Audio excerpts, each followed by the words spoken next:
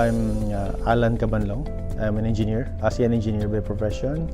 I am the Regional Director for Southeast Asia Hub of the Global Forum on Cyber Expertise. So the GFCE is an international civil society organization based in the Netherlands, The Hague. We focus on cyber capacity building. So we build capacity, we help member countries to fill in their cyber capacity gap, specifically on cybersecurity. And then our objectives are to avoid duplication of efforts, to streamline resources on cyber capacity building. So that is my current role. Well, the biggest dilemma, I believe, is the lack of a cyber workforce. Okay, so cyber workforce is the heartbeat of cybersecurity. If you don't have the workforce, then how can you do the things that that can protect, detect, and respond to cyber incidents? And of course, another one is policy.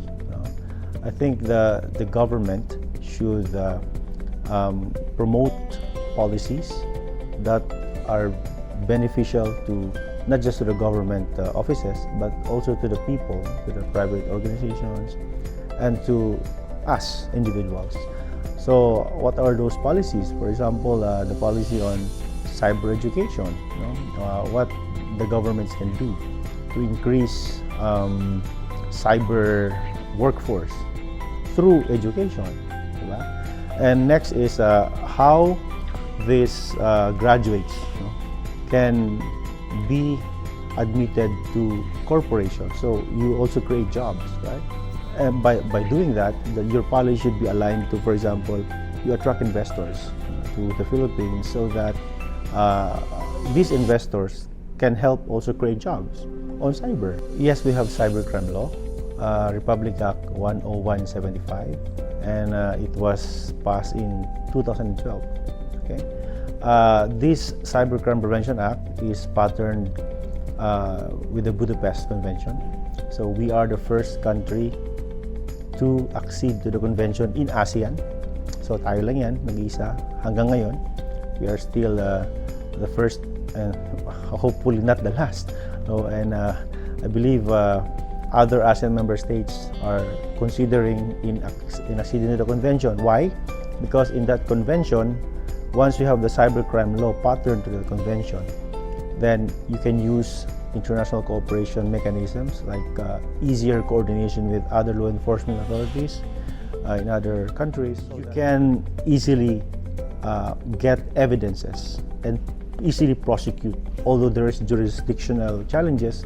However, these can be addressed by